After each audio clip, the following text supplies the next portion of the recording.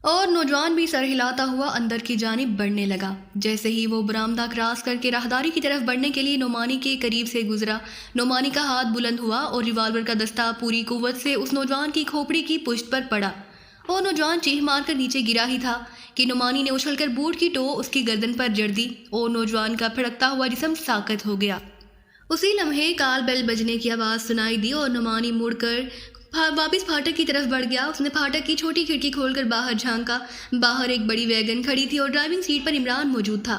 نعمانی نے سر ہلاتے ہوئے پیچھے ہٹ کر پھاٹک کھول دیا اور نیلے رنگ کی ویگن اندر داخل ہو گئی۔ نعمانی نے پھاٹک بند کیا اور واپس پورچ کی طرف آنے لگا، جہاں پہنچ کر ویگن رک گئی۔ ویگن سے عمران اور اس کے ساتھی نیچے اتر رہے تھے کہ نعمانی ان کے قریب پہنچ گیا۔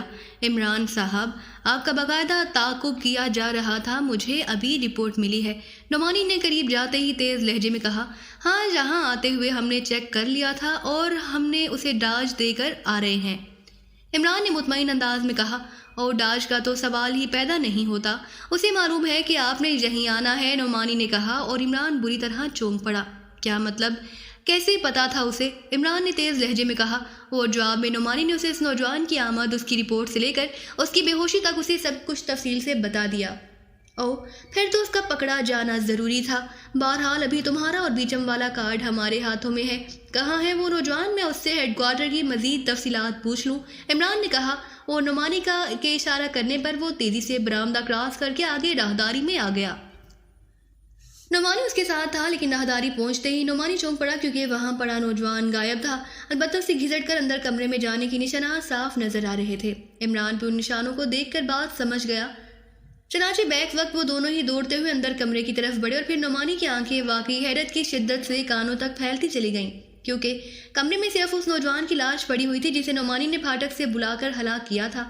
باقی نہ ہی وہاں بیچم تھا اور نہ بعد میں آنے والا نوجوان۔ سرے سے وہ کرسی غائب تھی جس پر نعمانی نے بیچم کو باندھ کر اس پر تشدد کیا تھا۔ ان کے پیچھے باقی ساتھی بھی اندر آ گئے تھے۔ کیپٹن شکیل نے کاندھے پر بے ہوش راجی سنگھ کو اٹھایا ہوا تھا۔ عمران اور نعمانی کو اس طرح کھڑے دیکھ کر وہ سب بھی چونک پڑے۔ کیا ہوا؟ آپ کے منہ کیوں لٹکے ہوئے ہیں؟ صفدر نے چونک کر پوچھا، جبکہ کیپٹن شکیل نے بے ہوش راجی سنگھ کو کندھے سے اتار کر ایک سائڈ پر پڑے ہوئے کاؤچ پر لٹا دیا۔ جنازہ پڑھنے والے موجود ہیں، لیکن میت راہ فرار اختیار کر گئی ہے، عمران نے ہونٹ بھینچتے ہوئے جواب دیا۔ اور ابھی اس کا فکرہ مکمل ہوا ہی تھا کہ یکلخت کمرے کی چھت پر روشن بلب سے روشنی کا ایک زوردار جھماکہ ہوا اور اس جھماکے کے ساتھ ہی وہ سب ایک لمحے کے لیے چونکے ضرور، لیکن ان کی حرکت کا بس وہی لمحہ تھا۔ دوسرے لمحے ان کے وجود بے جان مجسموں کی طرح بے حس و حرکت ہو چکے تھے۔ چونکہ ان کی حرکت چونکتے ہوئے منجمد ہوئی تھی، اس لیے سب کی شکلیں اور ایکشن عجیب و غریب سے تھے۔ نوجوان کا رکا ہوا سانس جیسے ہی بحال ہوا، وہ لاشعوری طور پر اٹھ کر بیٹھ گیا اور پھر ایک لمحے کے عرصے میں ہی اسے ساری صورتحال کا ادراک ہو گیا۔ باہر برآمدے کے پار پورچ میں اسے راجی سنگھ چند لمحوں کے ساتھ کھڑا باتیں کرتے دکھائی دیا۔ اس نے کھڑے ہونے کی کوشش کی، لیکن اس کے اعصابی نظام نے فوری طور پر اس کا ساتھ دینے سے انکار کر دیا۔ اس لیے وہ فرش پر گھسیٹتا ہوا تیزی سے آگے بڑھا اور پھر پہلے ہی دروازے سے جیسے وہ اندر کمرے میں پہنچا، اس کا دماغ بھگ سے اڑ گیا، کیونکہ سامنے کرسی پر باس بیچم بندھا ہوا بیٹھا تھا۔ ایک آدمی کی لاش بھی ایک طرف پڑی تھی۔ باس بیچم کی حالت بے حد خراب تھی، اس کی ایک ران اور دونوں کانوں سے خون بہہ رہا تھا، ہاتھوں کی انگلیاں بری طرح کچلی ہوئی تھیں۔ وہ کرسی کا سہارا لے کر جلدی سے اٹھا اور پھر لڑکھڑاتا ہوا دروازے کے سامنے لگے ہوئے سوئچ بورڈ کی طرف بڑھا۔ اس نے انتہائی تیزی سے سوئچ بورڈ پر موجود بٹنوں کی قطار میں سے ایک بٹن دبا دیا۔ دوسرے لمحے سائیڈ کی دیوار میں ایک دروازہ سا نمودار ہو گیا۔ نوجوان جلدی سے مڑ کر واپس کرسی کی طرف بڑھا اور اس نے رسیاں کھولنے کی کوشش کی، لیکن گانٹھ اس طرح لگائی گئی تھی کہ وہ کھلنے میں آ ہی نہ رہی تھی۔ چنانچہ اس نے بجائے گانٹھ کھول کر بے ہوش بیچم کو لے جانے کے دونوں بازوؤں میں بیچم کو کرسی سمیت اٹھایا اور تیزی سے اس ہلا کی طرف دوڑ پڑا۔ ہلا کے دوسری طرف ایک اور کمرہ تھا۔ دوسری طرف پہنچ کر اس نے کرسی نیچے رکھی اور دیوار کی جڑ میں پیر مار کر دیوار برابر کر دی اور پھر خود بھاگتا ہوا اس کمرے کے متبادل دروازے کی طرف بڑھ گیا۔ یہاں سے سیڑھیاں نیچے جاتی دکھائی دے رہی تھیں۔ وہ بجلی کسی تیزی سے سیڑھیاں اترتا ہوا ایک بڑے ہال کمرے میں پہنچا، جہاں دیواروں کے ساتھ ساتھ کئی مشینیں نصب تھیں، لیکن ہر مشین بند تھی اور اسے کور سے ڈھکا گیا تھا۔ نوجوان جلدی سے ایک مشین کے پاس پہنچا اور اس نے جھٹکے سے اس کا کور ہٹایا اور پھر بجلی کسی تیزی سے اس کے مختلف بٹن دبانے لگا۔ بٹنوں کے دبتے ہی مشین میں زندگی کی لہر سی دوڑ گئی اور اس پر موجود اسکرین ایک جھماکے سے روشن ہو گئی۔ دوسرے لمحے اس اسکرین پر اسی کمرے کی تصویر ابھر آئی جس سے وہ بیچم کو کرسی سمیت اٹھا کر لایا تھا۔ وہ اسکرین پر اس وقت راچی سنگھ ایک اور نوجوان کے ساتھ اندر داخل ہو رہا تھا، اور اندر داخل ہوتے ہی وہ دونوں بری طرح اچھلے اور راچی سنگھ تو حیرت سے آنکھیں پھاڑ پھاڑ کر ادھر ادھر دیکھ رہا تھا، جیسے اسے اپنی آنکھوں پر یقین نہ آ رہا ہو۔ اس لمحے دوسرے افراد بھی اندر داخل ہوئے، ان میں سے ایک کے کاندھے پر ایک بے ہوش آدمی لدا ہوا تھا اور اس نے اسے ایک کاؤچ پر لٹا دیا۔ اسے دیکھتے ہی نوجوان نے جلدی سے مشین پر موجود ایک ناب کو تیزی سے گھمانا شروع کر دیا۔ ناب کے گھومتے ہی مشین سے سیٹی کی تیز آواز نکلنی شروع ہو گئی اور ایک ڈائل پر سرخ رنگ کی سوئی تیزی سے حرکت میں آ گئی۔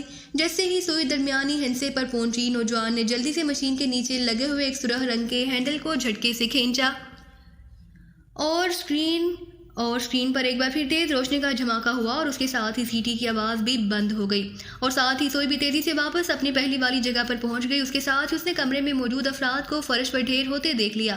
نوجوان نے اطمینان کا ایک طویل سانس لیا اور اس نے مشین کے بٹن آف کرنے شروع کر دیے۔ مشین آف کر کے وہ اٹھا اور واپس دروازے کی طرف بڑھ گیا۔ سیڑھیاں چڑھتا ہوا وہ واپس اس کمرے میں آیا جہاں بیچم اسی کرسی پر بندہ بے ہوش پڑا ہوا تھا۔ نوجوان نے دیوار کی جڑ میں پیر مارا تو دیوار میں خلا پیدا ہوا اور نوجوان اس خلا کو پار کر کے اس کمرے میں آ گیا جہاں بے ہوش افراد موجود تھے۔ وہ تیز تیز قدم اٹھاتا اس کاؤچ کی طرف بڑھا جس پر راچی سنگھ پڑا ہوا تھا۔ اس نے جھک کر اسے اٹھایا اور کاندھے پر لاد کر واپس اسی خلا میں سے ہوتا ہوا بیچم والے کمرے میں آ گیا اور پھر دیوار کی جڑ میں پیر مار کر اس نے خلا برابر کی اور راچی سنگھ کو اٹھائے سیڑھیاں اترتا مشین والے حال کمرے میں پہنچ گیا۔ اس نے راچی سنگھ کو ایک کرسی پر بٹھا دیا اور اس کے بعد وہ دوبارہ اسی مشین کی طرف بڑھ گیا۔ اس نے مشین کی سائیڈ میں ہک کے ساتھ لٹکا ہوا ایک گول بلب جس کے ساتھ گچھے دار تار سی اتارا۔ اس بلب کا رنگ نیلا تھا۔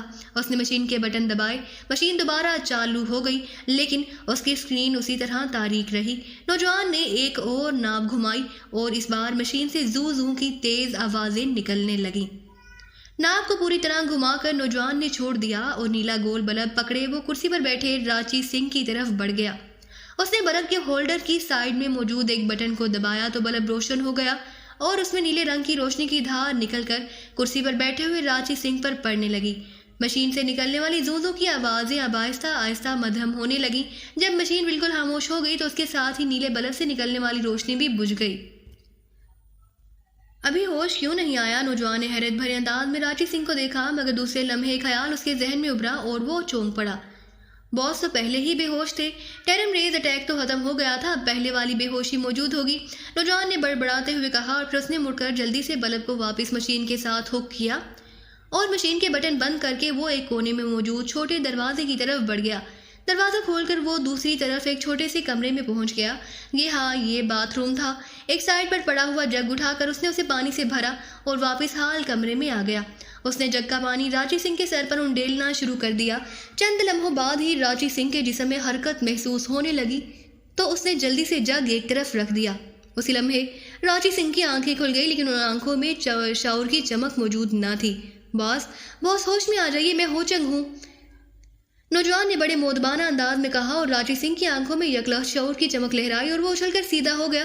او ہوچنگ تم، یہ میں کہاں ہوں؟ راچی سنگھ نے حیرت بھرے انداز میں ادھر ادھر دیکھتے ہوئے کہا۔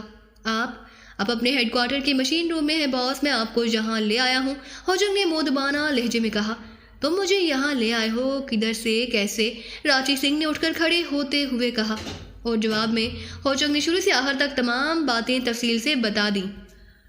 تم نے واقعی بہت بڑا کارنامہ انجام دیا ہے، ویلڈن ہوچنگ ویلڈن، میں تمہیں اتنا بڑا انعام دوں گا کہ تمہاری تصور میں بھی نہ ہوگا، راچی سنگھ نے مسرت بھرے انداز میں کہا اور تیزی سے آگے بڑھ کر اس نے ہوچنگ کے کاندھے پر تھپکی دی۔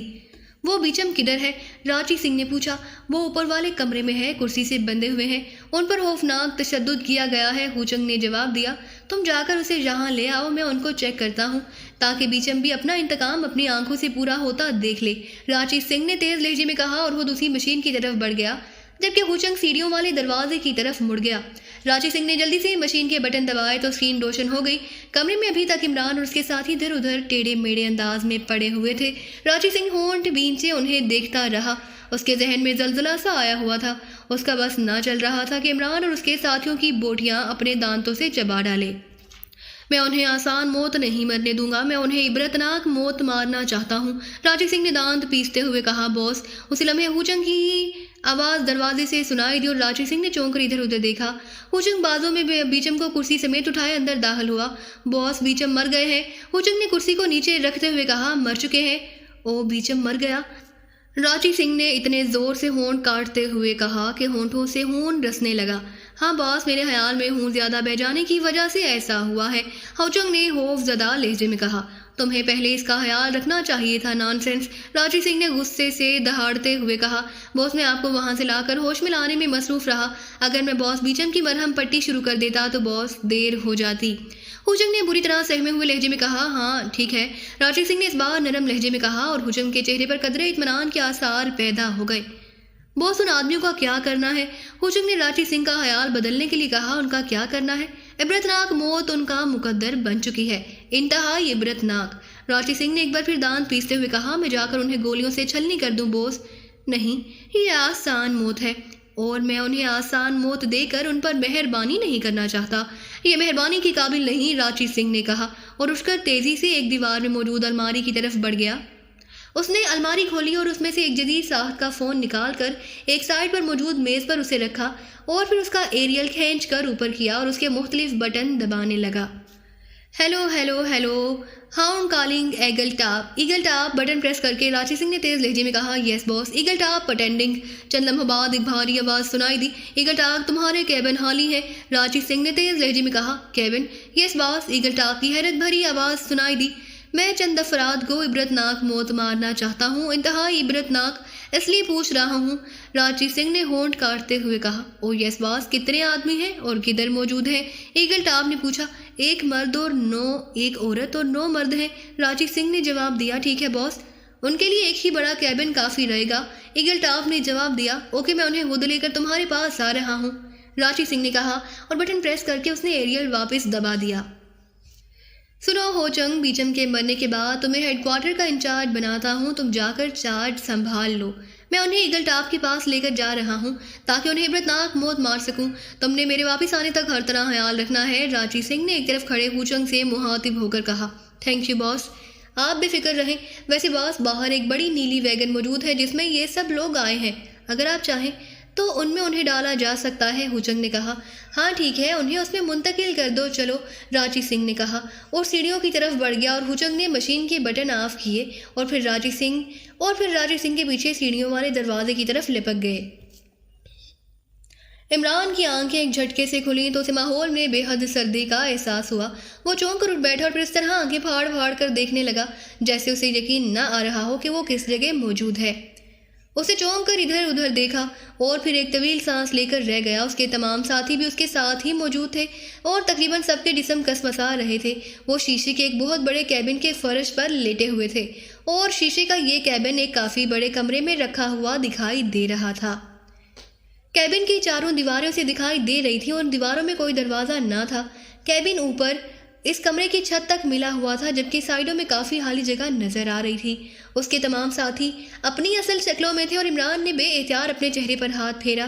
وہ سمجھ گیا کہ وہ بھی اپنی اصل شکل میں ہے کیونکہ میک اپ غائب تھا۔ یہ ہم کدھر پہنچ گئے؟ اس لمحے جولیا کی آواز سنائی دی۔ معلوم تو ہنی مون کیبن ہوتا ہے لیکن یہ کباب میں ہڈیاں یہاں کیوں ہیں؟ عمران نے باقی لوگوں کی طرف اشارہ کرتے ہوئے کہا جو سب اٹھ کر بیٹھ گئے تھے اور اس کی طرح حیرت سے ادھر ادھر دیکھ رہے تھے۔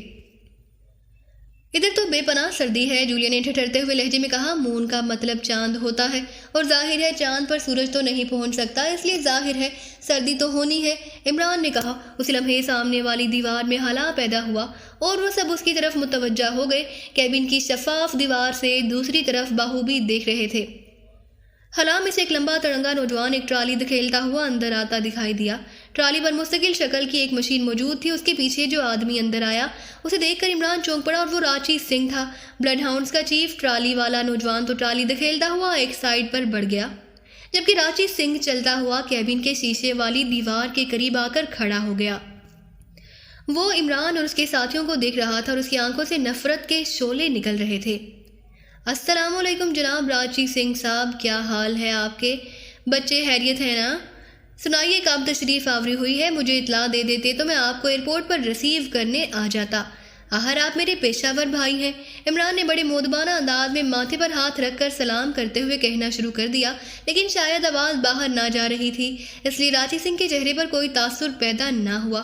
وہ اس طرح نفرت بھرے انداز میں انہیں گھورتا رہا۔ اسی لمحے ٹرالی والا نوجوان واپس آیا اور اسی حالہ میں جا کر غائب ہو گیا۔ تھوڑی دیر بعد وہ دوبارہ نمودار ہوا تو اس نے ایک کرسی اٹھائی ہوئی تھی۔ اس نے کرسی کیبن کے قریب رکھ دی اور راچی سنگھ دیوار سے ہٹ کر کرسی پر بیٹھ گیا۔ نوجوان واپس اسی حالہ میں چلا گیا۔ کیبن میں سردی لمحہ بہ لمحہ بڑھتی جا رہی تھی اور اب سب لوگ واقعی کانپنے لگ گئے تھے۔ صرف عمران اسی طرح بیٹھا ہوا تھا، البتہ اس کے چہرے پر ہلکے سے کھچاؤ کے آثار نمودار ہو گئے۔ عمران صاحب، یہ لوگ ہمارے ساتھ کوئی خاص کارروائی کرنا چاہتے ہیں، صفدر نے ٹھٹھرتے ہوئے لہجے میں کہا۔ ہاں، لگتا تو ہے پورا ڈرامہ کرنے کے چکر میں ہے، عمران نے سر ہلاتے ہوئے کہا اور اپنے کوٹ کی جیبیں ٹٹولنی شروع کر دی، لیکن ہر جیب خالی تھی۔ اس کی خفیہ جیب میں موجود ایمرجنسی پسٹل بھی غائب تھا، کلائیوں سے گھڑیاں بھی اتار لی گئی تھیں۔ اسی لمحے وہ نوجوان حالات سے دوبارہ نمودار ہوا۔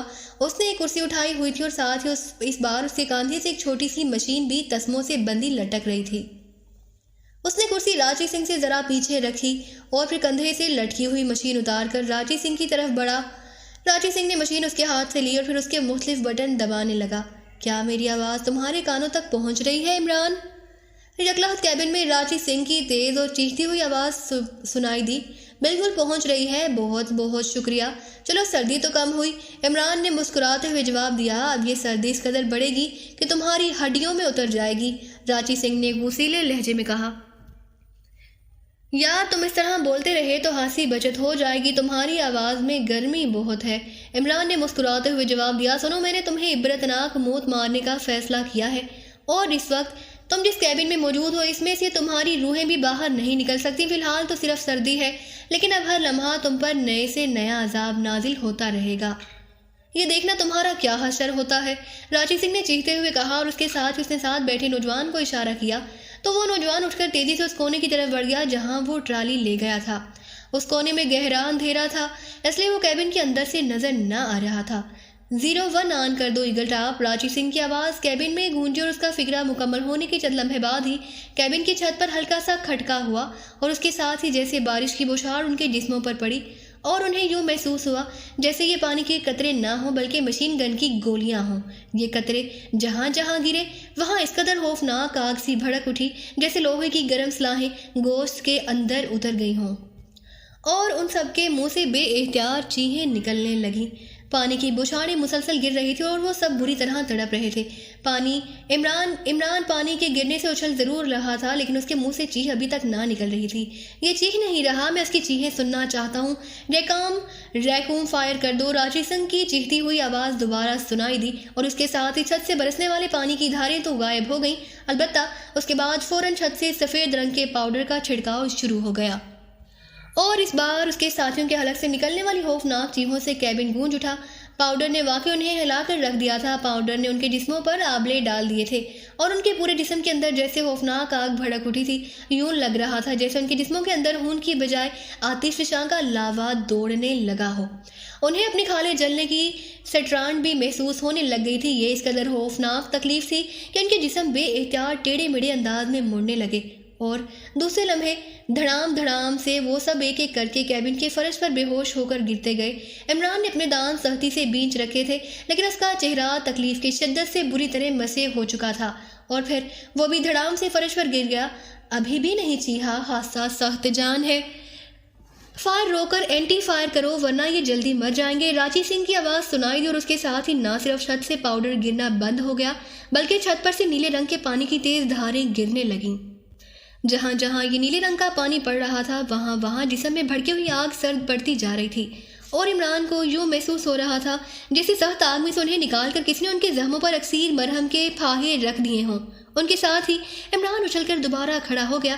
میری بات سنو راچی سنگھ، اگر تم واقعی سزا دینا چاہتے ہو تو مجھے دو، میرے ساتھیوں کو ساتھ مت ملوث کرو۔ یاد رکھو اگر میں چاہتا تو اس وقت میں تمہیں اس سے بھی زیادہ عبرتناک سزا دے سکتا تھا جب تم میرے قابو میں آئے تھے، لیکن میں تمہاری طرح گھٹیا ذہن کا مالک نہیں ہوں۔